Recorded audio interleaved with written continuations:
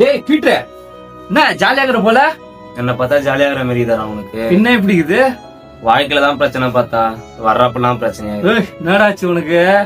எனக்கு மட்டும் ஏன்டா இப்படிலாம் ஏசப்பா ஏன்டா என்ன அப்படி சோதிக்கிறாரு? எனக்கு என்னமோ நீ தான் ஜாலியா இருக்கிற மாதிரி. டேய் நீ எல்லாம் இப்படி பேசுறப்ப எனக்கு ஒரு அண்ணா சொன்னதாண்டா ஞாபகத்துக்கு வருது. என்ன தெரியுமா சொன்னாரு? உன் வாழ்க்கைய என்னால வாழ முடியாது, அதே மாதிரி என் வாழ்க்கைய உன்னால வாழ முடியாதுடா. புரியல, இப்ப நான் சொல்ல வர. நீ சரி உனக்கு புரியுற மாதிரி சொல்லிட்டா. ட்ரெயின் எதுல போகும்? ட்ராக்ல. பஸ் ரோட்ல.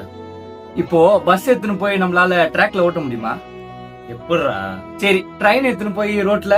வாய்ப்பே இல்ல. இதே மாதிரி தான்டா, எப்படி பஸ் எடுத்துன்னு போய் ட்ராக்ல ஓட்ட முடியாதோ அதே மாதிரி கர்த்தர் உனக்காக ஒரு ட்ராக்கை ஏற்படுத்தி வச்சிருக்கிறார். அதுல உன்னால மட்டும்தான் போக முடியும், என்னாலேயோ இல்ல வேற யார் நினைச்சாலேயோ அதுல போக முடியாதுடா. சோ தைரியமா இரு, ஏசப்பா எப்பயுமே உங்க கூட இருப்பாரு. கண்டிப்பா அவர் உங்களை கைவிட மாட்டார். ஆமென். பாய்.